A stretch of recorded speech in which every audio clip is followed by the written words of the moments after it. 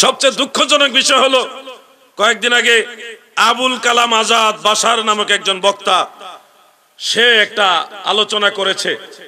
সে বলতেছে কোরআনের মধ্যে নবীজি শাফাত করবে এই কথা পায় নাই, নবীজি উম্মতকে সুপারিশ করবে জান্নাতে নিবে এই কথা নাকি সে কোরআনে পায় নাই। সে বলতেছে কোরআনে নাকি আছে আল্লাহর নবী নিজেই উম্মতের বিরুদ্ধে আল্লাহর কাছে মামলা করবে, এই কথা সে তার বক্তব্যের মধ্যে বলেছে।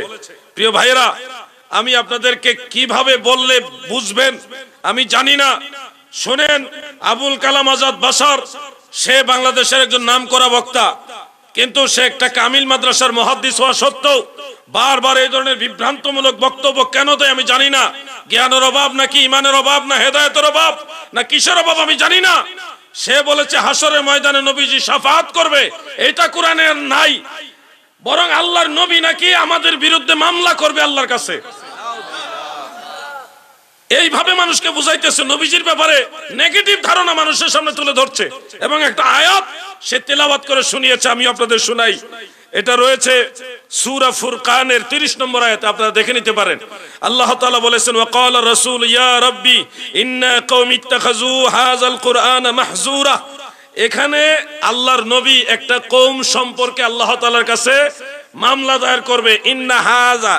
ইন্না কওমি হাযা, নিশ্চয় আমার এই কওম। এই কওম বলতে নবীজি উম্মতকে বুঝায়নি, যারা নবীজির উপরে কোরআন নাজিল হওয়ার পরে সেই কোরআনকে ব্যঙ্গ করেছে, বিভিন্ন ভাবে তিরস্কার করেছে, আল্লাহর কোরআনকে যারা ব্যঙ্গ তিরস্কার করেছে সেই কাফের মুশরিকদের ব্যাপারে আল্লাহর নবী হাসরের ময়দানে আল্লাহর কাছে মামলা করবে। হে আমার আল্লাহ, আমি তাদের কাছে কোরআন নিয়ে গিয়েছি, তারাই কোরআন মানেনি। যাদের ব্যাপারে নবীজি মামলা করবে এরা কোনো মুসলমান ছিল না, এরা হলো কাফের মুশরিক। সেই কাফেরদের আয়াত নিয়ে লাগাইছে আল্লাহর নবীর উম্মতের বিরুদ্ধে। নাউজুবিল্লাহ বলে। আয়াত ভুল না, আয়াত ঠিক, কিন্তু আয়াত নিয়ে লাগাইছে ভুল জায়গায়। নবীজি মামলা করবে কাফেরদের বিরুদ্ধে, আর এটা নিয়ে লাগাইছে উম্মতের ব্যাপারে। আমার দাদু ভাইরা গো, যেই বিষয়টা আপনাদের সামনে তুলে ধরছিলাম, আল্লাহর হাবিব রাহমাতুল লিল আলামিন আমাদের দয়াল নবী হাসরের ময়দানে গুনাহগার উম্মতের জন্য শাফাআত করবে, এটাই আমাদের বিশ্বাস। বিশ্বাস কিনা? এখন আমার ভাই উনি যে বলল কোরআনের মধ্যে নবী শাফাআত করবে, এটা খুঁজে পায় নাই। আমি আজকে আপনাদেরকে কোরআনের 2টা আয়াত শোনাবো যেখানে নবীজি শাফাআতের কথা আছে। প্রিন্সিপাল হুজুর আমার সাথে বসা, আরো প্রবীণ আলেম এখানে আছে, আরো অনেক আলেম ওলামা আছে, আপনারা সবাই ওনাদেরকে প্রয়োজন আমি ওনাদেরকে জিজ্ঞাসা করব। 1 নম্বর আয়াত কোরআনুল কারীমের এক জায়গায় আল্লাহ তাআলা বলেছেন আসা আইয়াবআসাকা রাব্বুকা মাকামাম মাহমুদা। যে কোনো তাফসীর, আপনি তাফসীর ইবনে কাসির, তাফসীরে জালালাইন, বাইজাবি, কাশশাফ, তাফসীরে রুহুল মাআনি, তাফসীরে কুরতুবী, তাবারি, যে কোনো তাফসীর আপনি খুললে দেখবেন মাকামে মাহমুদ হলো ওই মাকাম যেখানে অবস্থান করে আল্লাহর নবী গুনাহগার উম্মতের জন্য আল্লাহর কাছে শাফাআত করবে। সুবহানাল্লাহ বলেন। যে কোনো তাফসীর খুললে এই কথাটা পেয়ে যাবেন। মাকামে মাহমুদ হলো ওই স্থান যেখানে আল্লাহ তাআলা আমার নবীকে অবস্থান করাবেন এবং বলবেন হাবিব আপনি সুপারিশ করুন, যার জন্য আপনি সুপারিশ করবেন তাকে আমি আল্লাহ ক্ষমা করে জান্নাতে দিব। সুবহানাল্লাহ। এই হলো প্রথম আয়াত। এরপরে দ্বিতীয় আরেকটা আয়াত আপনারা মনে রাখবেন, এটা আপনাদের অনেকের মুখস্থ আছে।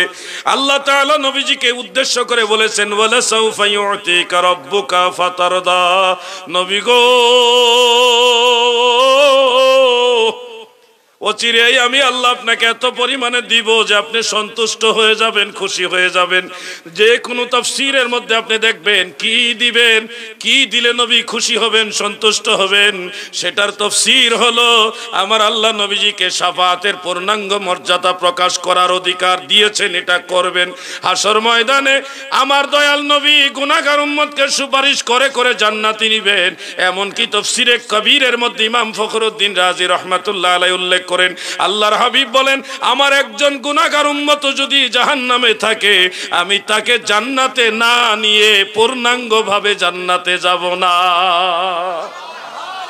শাফাআতের কান্ডারি মদিনাওয়ালা, আমার শাফাআতের কান্ডারি মদিনাওয়ালা, আলা হযরত মুস্তাফা নবী সাল্লাল্লাহু আলা হযরত মুস্তাফা নবী সাল্লাল্লাহু আমার নবী শাফাত করবে, কোরআনেও বোঝা যায়। কোরআনের তাফসীরের মধ্যে কোনো ধরনের বিভেদ নাই, মতানৈক্য নাই। কিন্তু নবীজির শাফাত সম্পর্কে আয়াত খুঁজে না পাইয়া যে আয়াত কাফেরদের সম্পর্কে আসছে, যে আল্লাহর হাবিব হাশরের ময়দানে বলবে, আল্লাহ এই জাতিকে আমি কোরআনের কথা বলছি, তারা কোরআন নিয়ে বিদ্রুপ করেছে, কটাক্ষ করেছে, এই জাতি সম্পর্কে মামলা দিলাম। এই জাতি হলো, এই কওম হলো মূলত কাফের এবং মুশরিক। ওই যে মক্কার কাফেররা কোরআন নিয়ে নবীজিকে বলছে পাগল, কবিতা, এগুলি বলছে না, নাউজুবিল্লাহ। এই কারণে নবীজি আল্লাহর কাছে মামলা দিবে, আল্লাহ আপনার কোরআনকে নিয়ে তারা বিদ্রুপ করেছে, তিরস্কার করেছে, সেই কাফেরদের সম্পর্কের আয়াত নিয়ে আমাদের সেই বাশার সাহেব লাগাইছে উম্মতের বিরুদ্ধে। আমার নবী নাকি শাফাত করবে, এটা কোরআনে নাই, আমার নবী নাকি উম্মতের বিরুদ্ধে মামলা করবে। চিন্তা করছেন? আল্লাহর রাসূল যদি আমাদের বিরুদ্ধে দাঁড়ায়, আমরা উপায় আছে? উপায় আছে নাকি ভাই? অথচ নবী করিম সাল্লাল্লাহু আলাইহি ওয়াসাল্লামের হাদিস একেবারে সর্বসম্মতিক্রমে এটা সহিহ হাদিস। আন জাবির ইবনে আব্দুল্লাহ রাদিয়াল্লাহু তাআলা আনহু قال سمعت رسول الله صلى الله عليه وسلم يقول شفاعتي لأهل الكبائر من امتي। হযরতে জাবের বলেন, আল্লাহর নবীকে বলতে শুনেছি গো,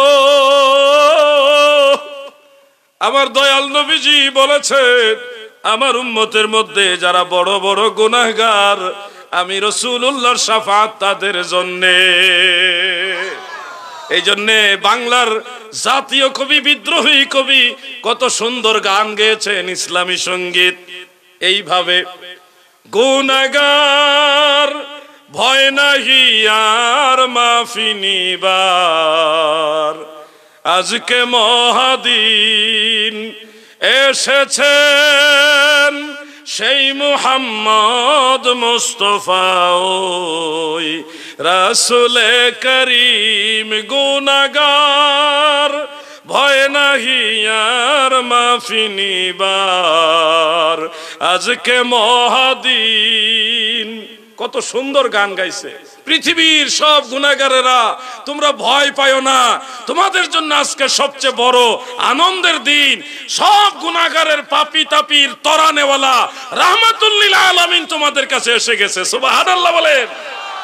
কাঁপিছে লাত মানাত ওই কাবা ঘরে, কাঁদিছে শয়তান পালাবে কোন পথে, হাই রোশনি ভরা আসমান ও জমিন।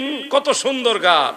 যে কাবা ঘরের ভিতরে লাত মানাত উজ্জা মূর্তিগুলি থরথর করে কেঁপে উঠেছে, তারা উপর হয়ে পড়ে গেছে। এমনকি শয়তান সেদিন ফুফায়া ফুফায়া কাঁদতেছে। আসমান ব্যাপিয়া নূরের আলোর ঝলক উঠেছে, নূরের আলো দিয়ে আল্লাহ আলোকিত করেছে। এই সুন্দর মনোরম পরিবেশে আমার আল্লাহ খুশি হয়ে রহমতের নবীকে দুনিয়াতে পাঠাইছে। ও গুনাহগার, তোমরা ভয় পাও না। সুবহানাল্লাহ বলেন। কাজী নজরুল তাদের চাইতে আরো দামি মানুষ, যারা নবীর শাফাতকে বিভিন্ন ভাবে প্রশ্নবিদ্ধ করে। তাদের চেয়ে কাজী নজরুল ভালো মানুষ, ঠিক কিনা বলেন? আমরা দেখেন কত ভাবে মানুষ হাশরের ময়দানে শাফাত পাবে, নাজাত পাবে। আপনাদের এলাকায় মুয়াজ্জিন আছে না? তিরমিজি শরীফের মধ্যে উল্লেখ, দয়াল নবীজি বলেছে, কোন ব্যক্তি যদি আল্লাহর ওয়াস্তে আল্লাহকে সন্তুষ্ট করার জন্য 7 বছর একটানা মুয়াজ্জিনের দায়িত্ব পালন করে। আরেকটা বর্ণনায় পেয়েছে 12 বছরের কথা আছে।